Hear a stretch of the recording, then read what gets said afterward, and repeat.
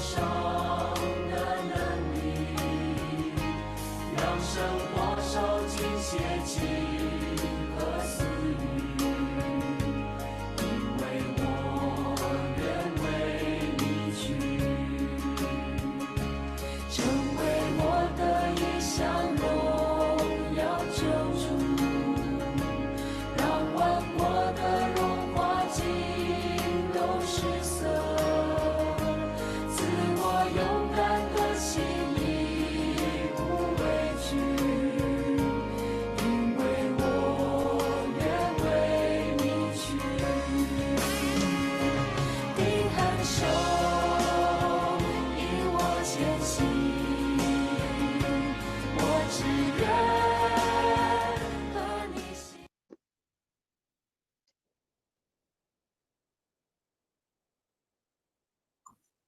各位弟兄姐妹，大家早安，大家平安。我们今天要来进入《使徒行传》第15天的共读。今天早上要请顺正长老来带领我们大家做开始的祷告。好，我们一起来祷告。天父上帝，感谢你是我们清晨的宁静，能一同聚集，在你话语中得着生命的光。愿圣灵引导我们的心思意念，存谦卑受教的心，听你的声音，来明白你的旨意。求你祝福我们今天的灵修，使我们在真理中站立得稳，将荣耀归你。奉主耶稣基督的名祷告，阿们。阿们。好，谢谢顺正长老。我们昨天从《使徒行传》的第9章的后半段来看见扫罗悔改之后，那他怎么样子的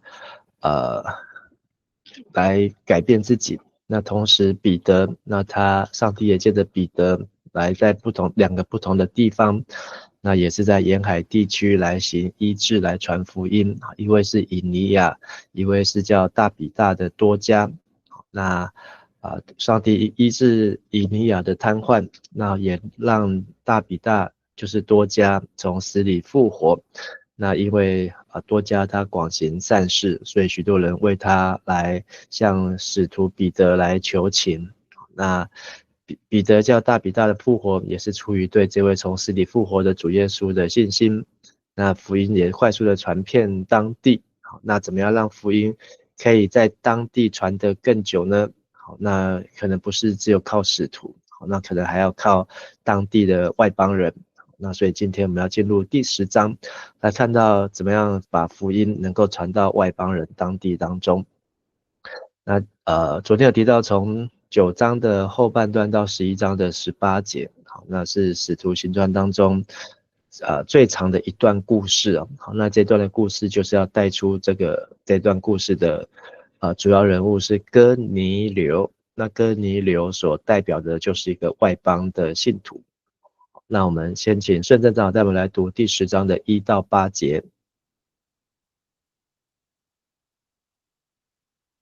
第1节，凯撒利亚有一个人名叫哥尼流，是罗马军意大利营的军官。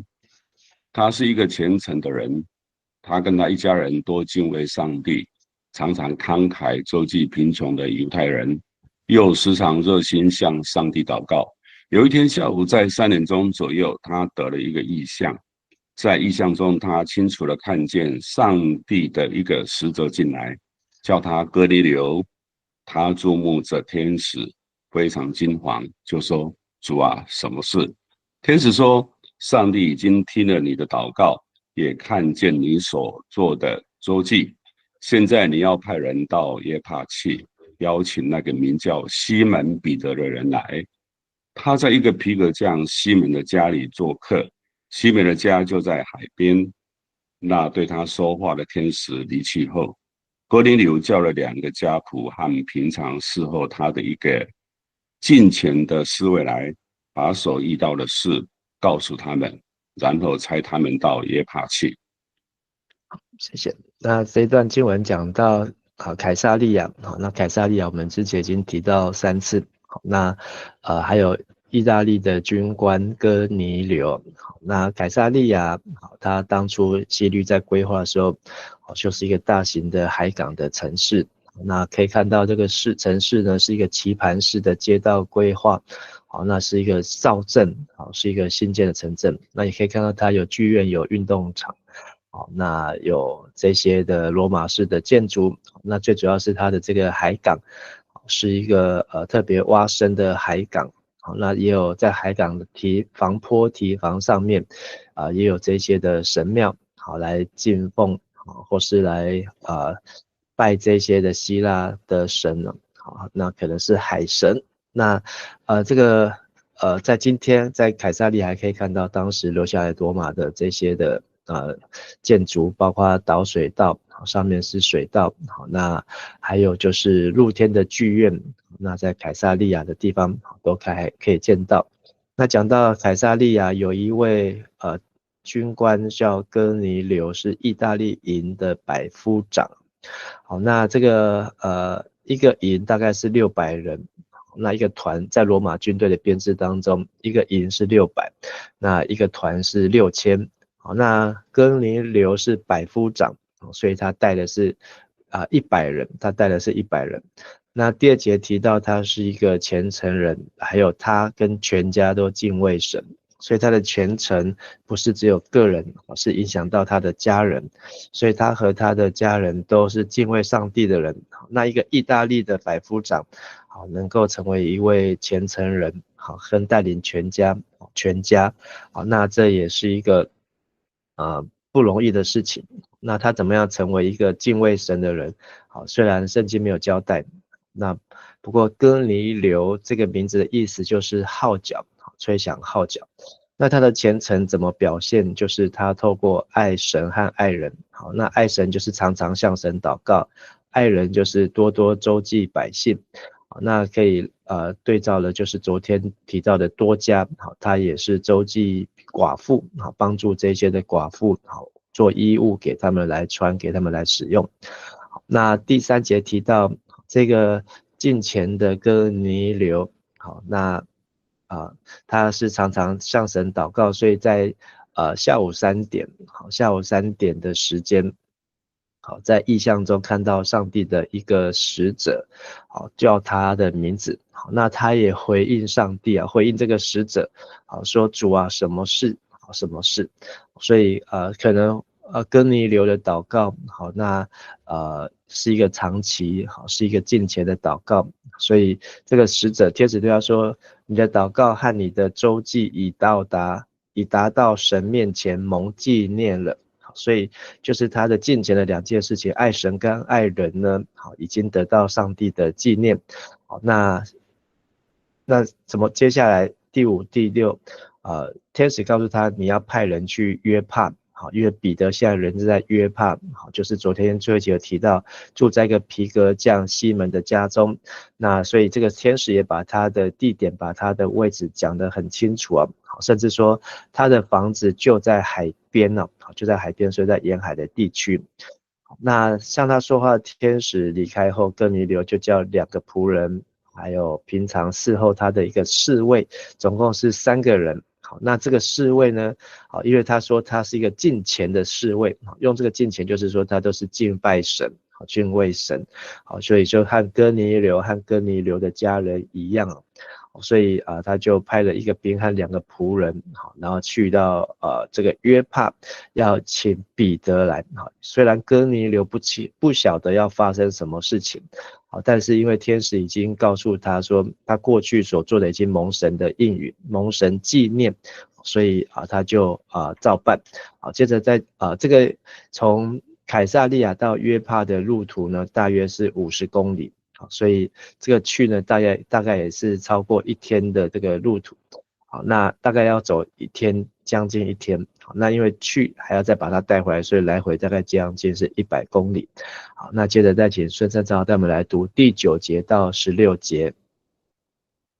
第9节，第2天他们赶路将近约帕，约在中午，彼得到屋顶上祷告，他饿了，想吃东西。那家人在预备午饭的时候，他得了一个异象，看见天开了，有一件东西降下来，好像一大块布，布的4角绑住，垂到地上，里面有地上的各种飞禽走兽，又有爬虫。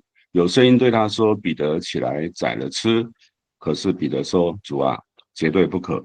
我从来没有吃过任何污秽不洁的东西。”那声音第二次对他说：“上帝认为洁净的，你不可当作污秽。”这样一连3次，那件东西就被收回天上去了。以上，谢谢。那这里提到了第2天，所以他们走这段路呢，是大概要就算立刻启动，可能也要在路途中过1夜。好，那他们快要接近约帕，这3个哥尼流的仆人和他的侍卫，好，接近约帕，已经到了快中午。那因为前一天是哥尼流下午3点祷告，好，祷告完就算马上派人出发，好，也要从下午的4、5点以后走到隔天的将近中午。好，那彼得呢也在祷告，所以让我们看到哥尼流在祷告看见异象，天使来对他说话，彼得在祷告也看见异象。好，那这个时候是因为接近中午，好，所以肚子饿，准备要吃午餐。好，那家的人就是这个皮革匠西门的家人正在预备午饭的时候呢，彼得就魂游向外啊。好，那就是现代中译本翻成他得了一个异象。得了一个意象，那这魂游向外，它的意思就是出神，出神，就是他现在不一定是看到他按照眼睛所看的，可能是在意象中看到。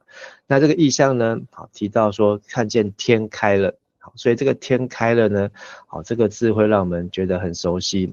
在第7章，这个司提反被迫害的时候，他也看见天开了。好，那还有耶稣受洗的时候，也看见天开了。所以这个天开了呢，可能都是一个直接就是从上帝从神那边所来的。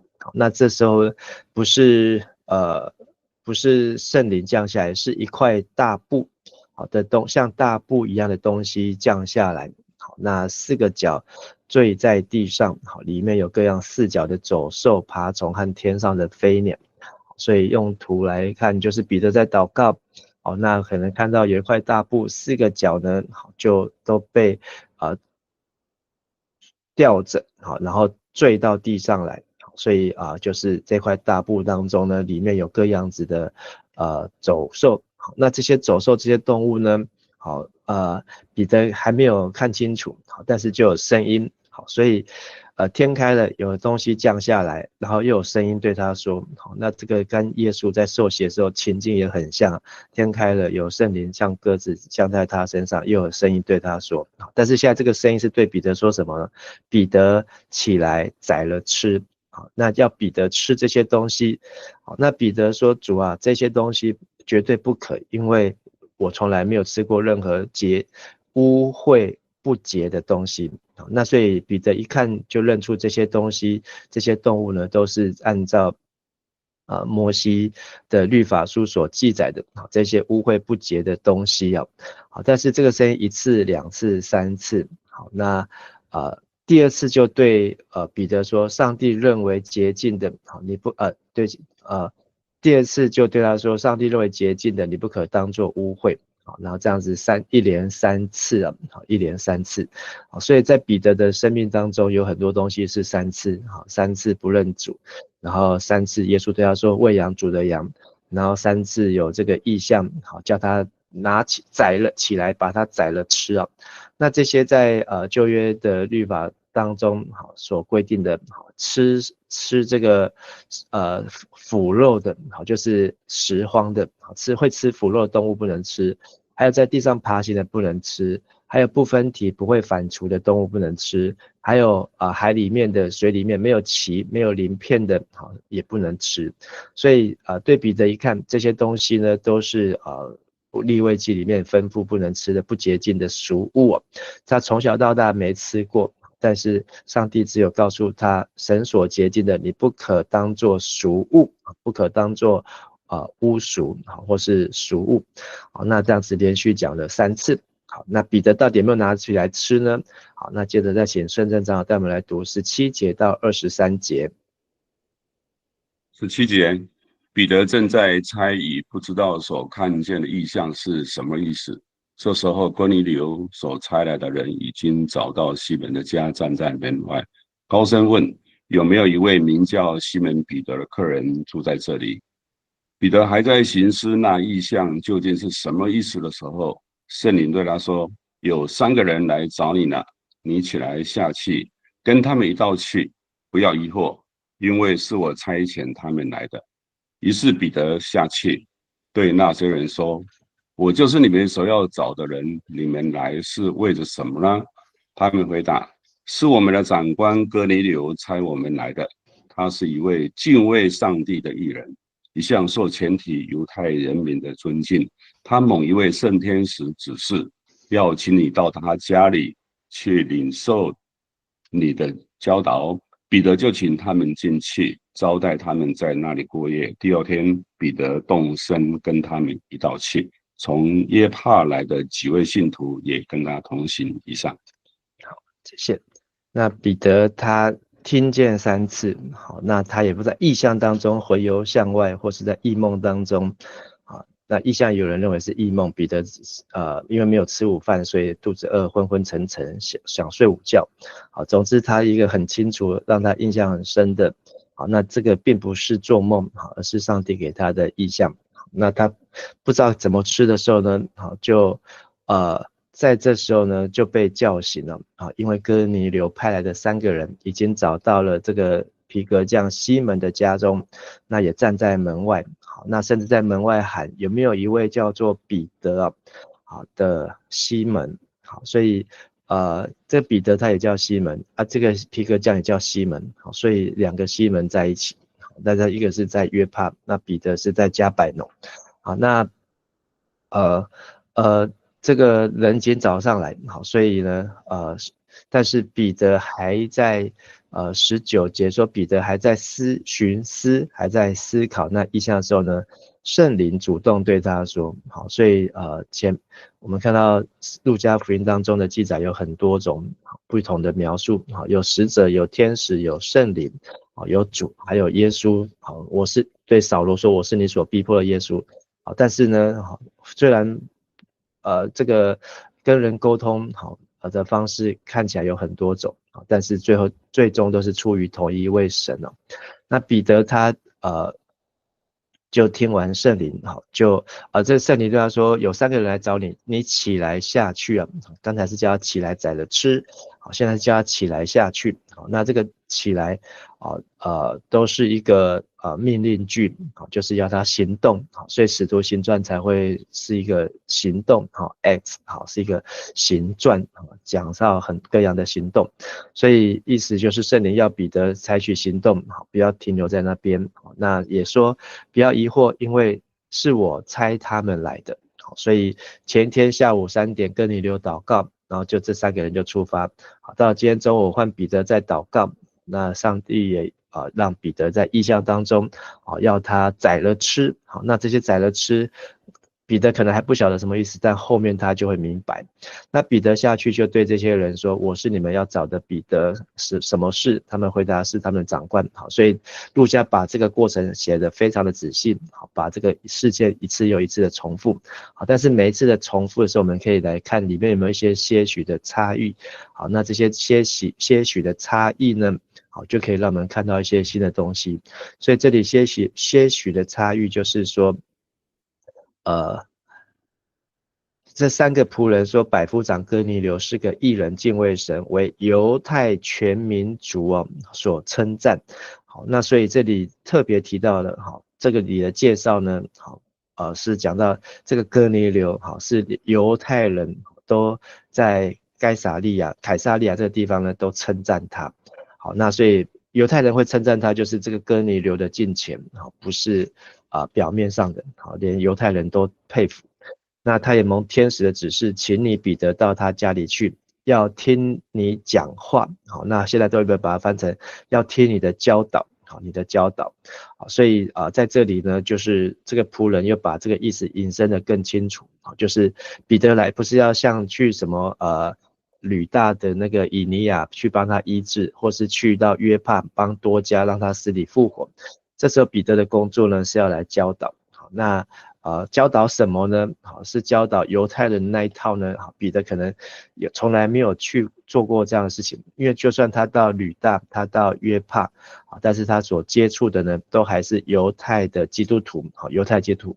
现在要接触的是一个意大利的犹太教徒，或是意大利的犹太教徒，好，敬畏神的人，这对他来讲，好，是一个新的考验。那所以这个邀请呢，就彼得他就邀请他们进入自己的进入那个西门的家，接待他，因为这趟路50公里，现在出发已经到了中午，出发也来不及，所以他们是过了夜，好，然后第二天就一早就动身了。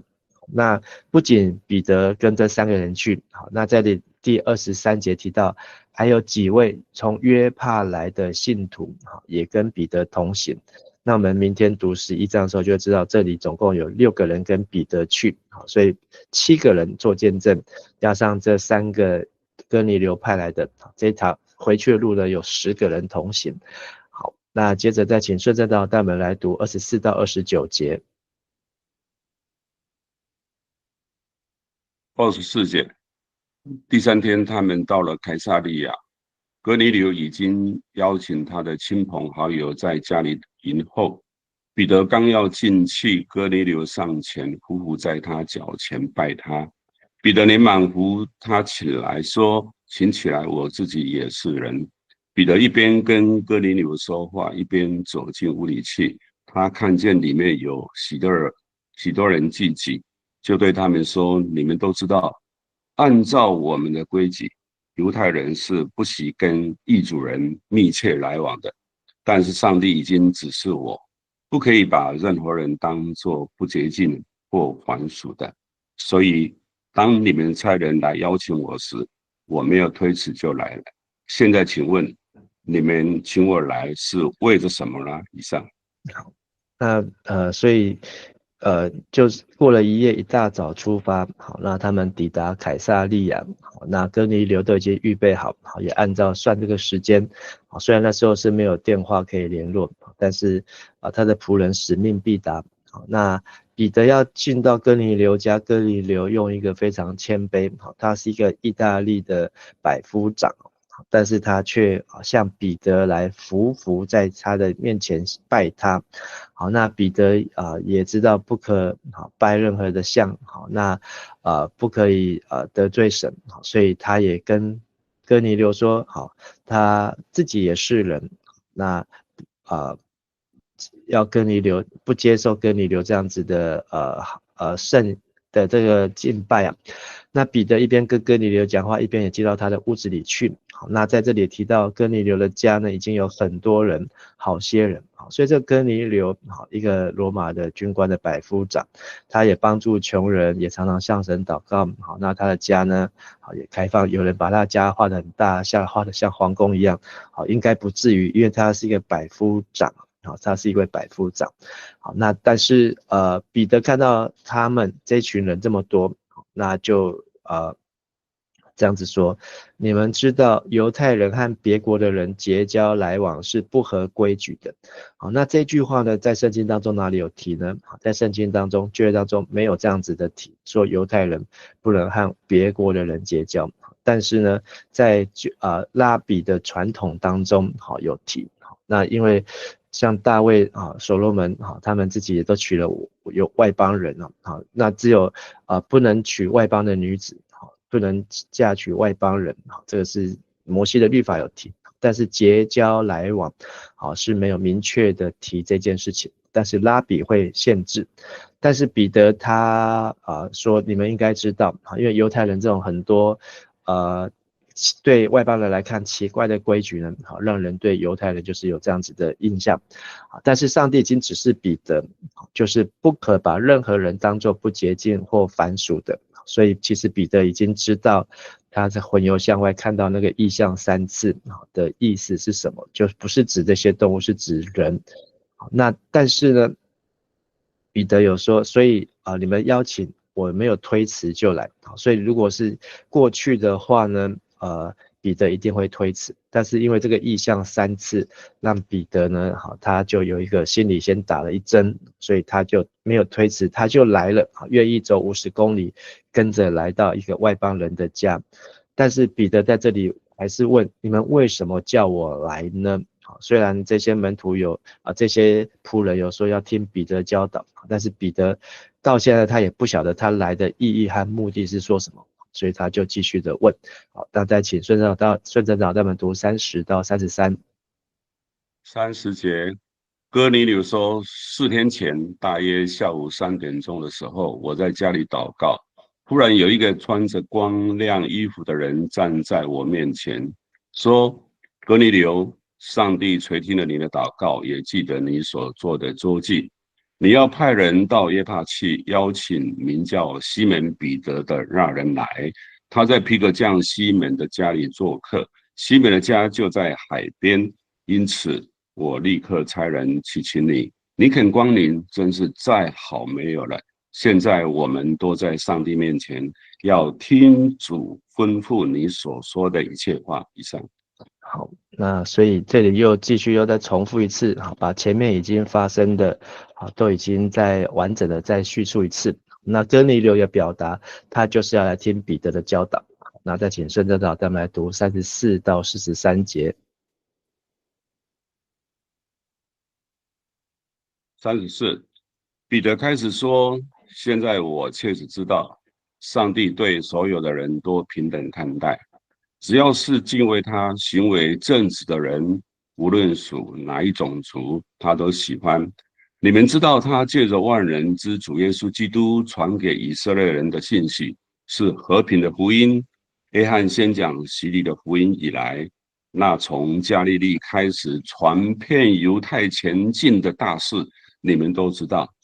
你们也知道拿撒勒人耶稣，上帝怎样以圣灵和大能倾注在他身上，使他走遍各地，广行善事，治好一切受魔鬼控制的人，因为上帝与他同在。我们就是他在耶路撒冷和其他犹太人的地方所做一切事的见证人。他们把我钉死在十字架上，但是第3天上帝使他复活，而且向人显现，不是显现给大家看，只是显现给我们这些被上帝拣选来做见证的人看。他从死里复活之后，我们跟他同吃同喝。他命令我们把福音传给人民，证明他就是上帝所立要做活人和死人审判者的那一位。所有的先知也都为他做见证，他们都说，凡信他的都可以借着他的名蒙受罪。以上。那彼得的讲道就是这整个故事发展的一个最高峰，就是这整个故事铺陈这么久，就是要来听彼得到底讲什么。那这一篇的讲道呢，没有圣灵没有先告诉彼得，但是彼得这篇讲道可以分为4个部分。第一个部分就是他知道上帝的旨意，就是神不偏待人，对所有的人都平等看待。所以不管追求平权、男女平权，或是民族种族上的平权、国际社会的平权，那这是彼得他所看出来的。那只要敬畏神、行为正直，神都喜爱。第二个呢，那他就介绍耶稣。那彼得介绍耶稣，就是他是传的信息是和平的福音。那他怎么样把施洗约翰宣讲洗礼的福音，到他怎么样来传遍这个犹大境内，还有拿撒勒耶稣，上帝怎么样透过他，那到处奔波行善事，医病赶鬼，因为上帝与他同在。那这一段是讲到刚才讲到上帝的旨意，这里讲到耶稣的作为。在第三段是39到41，讲到我们就是他的见证人。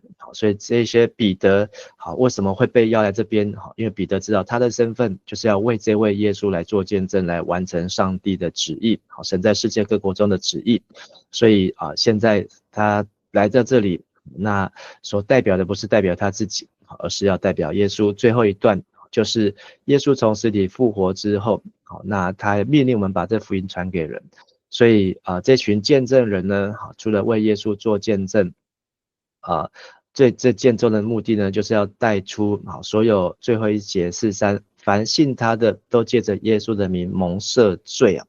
好，那这个哥尼流，就算他是一个敬虔的人，一个义人，他的全家、他的仆人，好，他的侍卫，好，都已经信神，都已经信上帝，但是少了什么事情？好，少了赦罪。好，这个罪呢，不是他们生活或是行为上的罪，而是他们灵里面或是他们生命当中还没有悔改。好，那但是彼得讲到这边呢，就被中断。好，最后一段，请孙正达带我们来读。44节，彼得还在讲道的时候，圣灵降临在所有领受信息的人身上。那些跟着彼得从约帕来的犹太信徒，看见上帝把圣灵的恩赐也倾注给外邦人，都很惊讶，因为他们听见了这些人说灵语，并且颂赞上帝的伟大。于是彼得说，这些人已经领受了圣灵，跟我们一样，有谁能阻止他们领受水的洗礼呢？因此他吩咐他们奉耶稣基督的名领受洗礼。他们又要求彼得跟他们一起多住几天以上。好，谢谢。好，那在这里提到的呢，好，就是圣灵这时候就介入。好，那这里介入的时候，圣灵就降临在这些听到的人，就是哥尼流家中这些大部分都是意大利人，或是罗马军官，或是在凯撒利亚这些的外邦人。好，那圣灵的恩赐就倾注给外邦人。那就和本说听见他们说方言，现在做一本翻成他们说灵语。好，那颂赞上帝的伟大。好，那从明天我们要读的部分呢，就知道这个情境呢，就跟使徒行传第2章第4节，好，当初五旬节那一天的发生的事情是一样的。好，所以这时候彼得发现，这个事情怎么又再重复一次？好，那彼得就说，好，那这些人领受圣灵跟我们一样，好，因为我们在几个月或是几年前，好，因为这个保罗已经悔改信主之后，几年前，我们已经做过这样的事情，他们现在圣灵也让外邦人也领受这样的事情，那跟我们一样，有谁能够阻止他们接受水的洗礼呢？因为前面彼得讲到有提到施洗约翰所传扬的洗礼，好，然后耶稣就继续来传道传福音，好，那一直到五旬节那一天。好，现在呢这个故事有点倒过来，好，先五旬节，好，然后呢，好，讲到耶稣的事情，好然后再就是他们还少的是洗礼，所以彼得呢就叫他们奉耶稣基督的名领受洗礼。那他们就跟彼得多住几天了。好，所以这个是使徒行传当中好有2段，好，就是先被圣灵充满，好才洗礼，好的事迹，好的事证。好，那这个所代表的意义是什么？好，明天11章，好，那彼得会自己本身跳出来讲清楚。好，但是今天我们看到哥尼流这一家和彼得好做个对照，一个外邦人，一个犹太人，一个是意大利，一个是加利利。好，一个地点在凯撒利亚，彼得那时候人在约帕。好，那彼得是渔夫，哥尼流是军官，一位是耶稣的门徒，一位是敬畏神的人。而圣灵整个引导呢，在异象中向哥尼流说话，好，那在彼得祷告中向彼得说话。那还有哥尼流所差派的人就在彼得好不晓得这异象内容的时候，就刚好准时抵达彼得的门口。好，那彼得到了哥尼流家中的时候，这一群人的心都已经预备好，所以只要彼得愿意开口，愿意教导，提到耶稣的名，奉耶稣的名，甚至彼得不晓得为他们做什么，圣灵自己就先充满，接受圣灵的洗礼。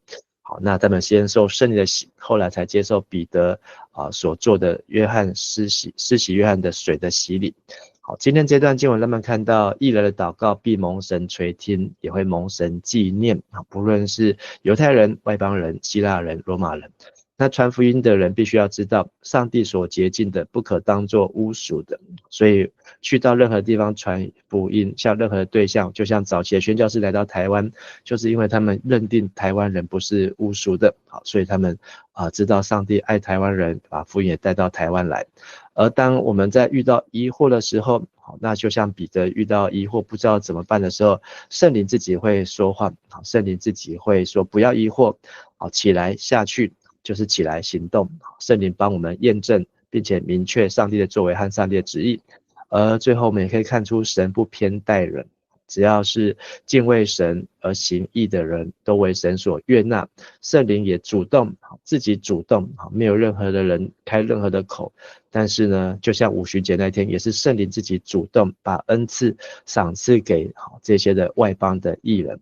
好，盼望透过今天这段经文比较长的经文，但是可以让我们看到上帝对外邦人的心意，也让我们在传福音的事工上面能够更加的有上帝的同在，圣灵的帮助。我们一起来祷告。亲爱的天父上帝，我们感谢你，让我们今天透过这段经文再次确认上帝你对全世界的人的心意，凡敬畏神行义的人都为神所悦纳。神你要我们传福音，要能与人来分享好消息。我们本身也是外邦人，我们本身也是在救恩以外，但是神你却借着你的爱子耶稣基督，使我们能够成为亚伯拉罕的后裔，能够进入上帝的应许，能够领受迦南美地和那新天新地。也求主让我们继续带着这样圣灵的感动与能力，能够继续为主耶稣做见证，向不同的族群不同的地方的人向上帝你的国度当中来把你耶稣基督的好消息与福音继续来与人来分享。我们线上感谢祷告祈求都是奉靠耶稣基督的名求，阿们。好，谢谢大家，谢谢孙正长老，谢谢牧师，谢谢平安，谢谢牧师，谢谢牧师。谢谢平安。